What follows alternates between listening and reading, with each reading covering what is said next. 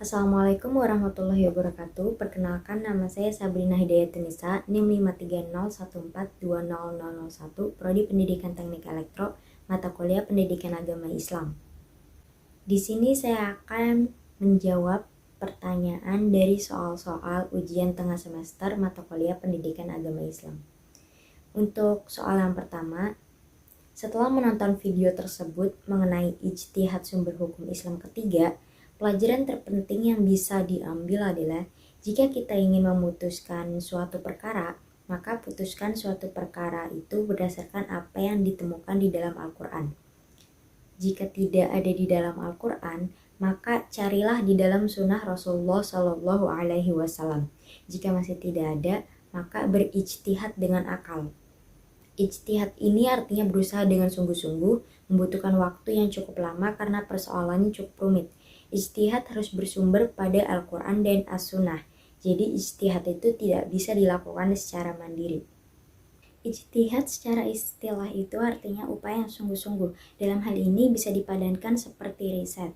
Karena ketika seorang mujtahid menjawab sebuah persoalan, pendekatannya itu bisa induktif dan deduktif. Unsur kedua dalam makna ijtihad secara istilah yaitu mujtahid. Seorang mujtahid memiliki kriteria sebagai berikut, di antaranya itu menguasai bahasa Arab, yang kedua menguasai ayat dan hadis hukum sehingga bisa mempertimbangkan pendapat-pendapat hukum dari para ulama sebelumnya, yang ketiga harus menguasai metode ijtihad, yang keempat harus paham permasalahan yang dihadapi, seperti apa, contoh persoalannya itu seperti apa. Jadi seorang mujtahid ini harus paham. Unsur yang ketiga itu adalah objek dari ijtihad, yaitu hukum perbuatan manusia yang terdiri dari wajib, sunnah, mubah, makruh, dan haram. Ada 5 hukum perbuatan manusia. Kemudian ada unsur yang keempat, dikembangkan dengan metodologi tertentu oleh para ulama. Yang pertama itu ada ijma. Ijma itu merupakan konsensus atau kesepakatan beberapa ulama terkait suatu persoalan yang terjadi.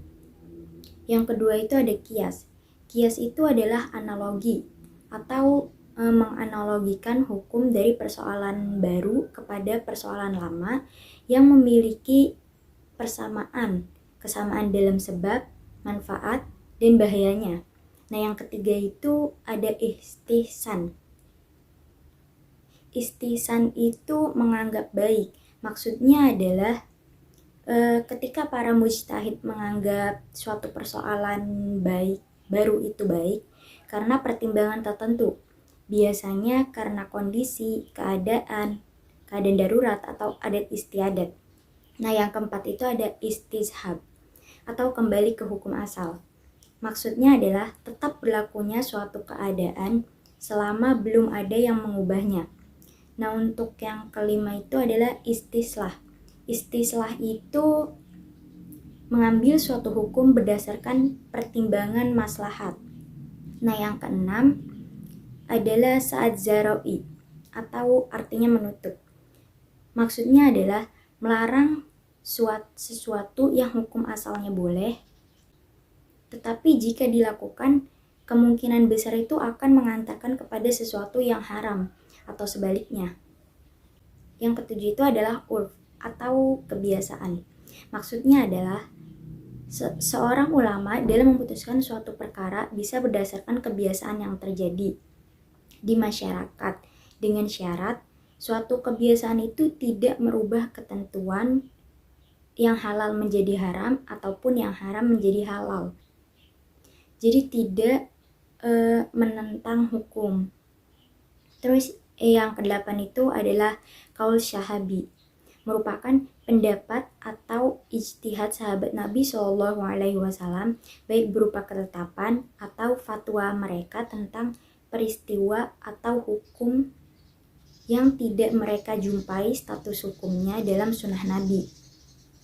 Nah, untuk unsur yang kelima itu ijtihad ini bersumber kepada Al-Quran dan As-Sunnah. Untuk soal nomor 2, contoh hasil ijtihad di era milenial seperti sekarang ini, misalnya dalam aspek medis adalah bayi tabung. dengan hasil ijtihad para ahli, maka hukum bayi tabung yang sesuai dengan prinsip Al-Quran dan As-Sunnah bisa ditetapkan. Majelis Ulama Indonesia atau MUI dan Nahdlatul Ulama atau NU telah menetapkan fatwanya mengenai hukum bayi tabung. Berikut beberapa aturan lengkap mengenai hukum bayi tabung dalam pandangan Islam. Yang pertama itu ada haram jika mendatangkan pihak ketiga.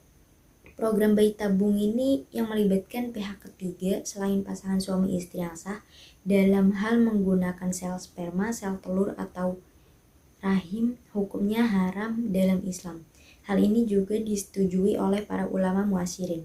Berkaitan dengan bayi tabung, para ulama di Kuwait pernah melakukan sebuah musyawarah yang dinamakan dengan Nadwah Al-Injab fi Dawil Islam.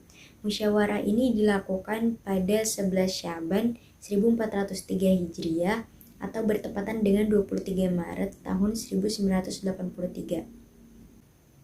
Dari musyawarah tersebut didapatkan sebuah keputusan bahwa bayi tabung hukumnya diperbolehkan secara syar'i jika dilakukan oleh suami dan istri yang memiliki ikatan sah. Dalam hal ini juga harus bisa dipastikan tidak terdapat campur tangan nasab lainnya.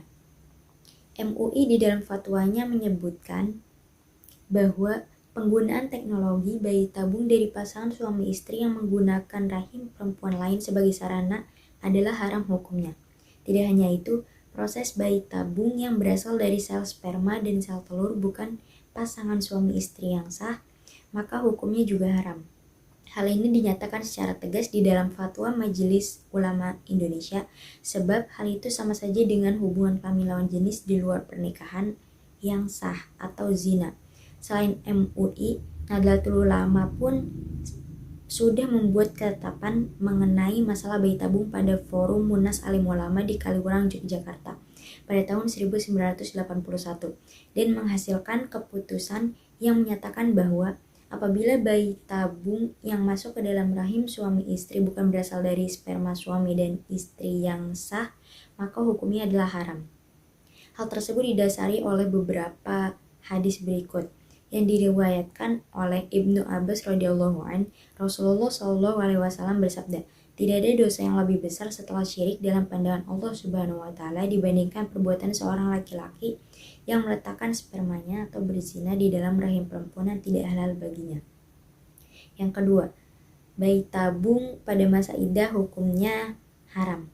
Keputusan ini telah disebutkan di dalam fatwa MUI. Dalam fatwanya, para ulama MUI membuat keputusan jika bayi tabung berasal dari sperma suami yang sudah meninggal, maka haram hukumnya. Pasalnya hal ini akan menimbulkan masalah yang berhubungan dengan penentuan nasab atau warisan.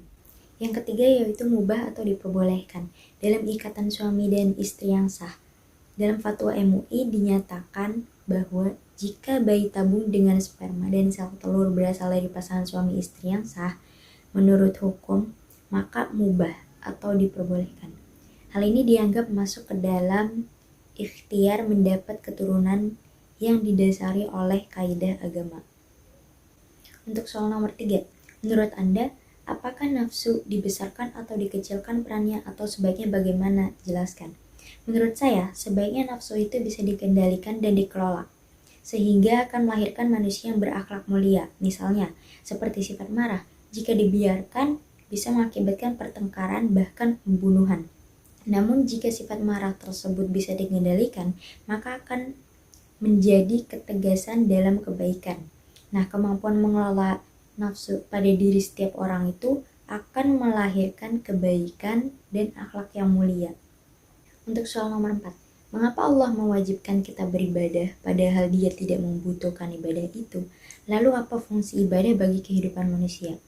Karena manusia ini diciptakan oleh Allah hanya sebagai hamba, seperti yang difirmankan Allah dalam surah Az-Zariyat ayat 56 yang berbunyi, dan aku tidak menciptakan jin dan manusia melainkan supaya mereka menyembahku.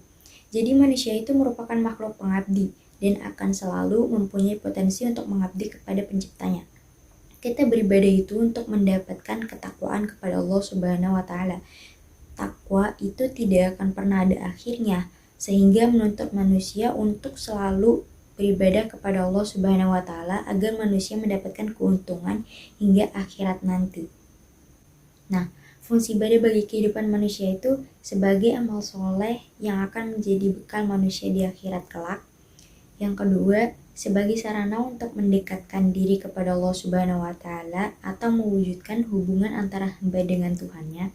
Nah, yang ketiga itu mendidik mental untuk menjadikan manusia ingat akan kewajibannya. Nah, yang keempat, melatih diri untuk disiplin. Untuk soal nomor 5, apa definisi agama Islam? Menjelaskan.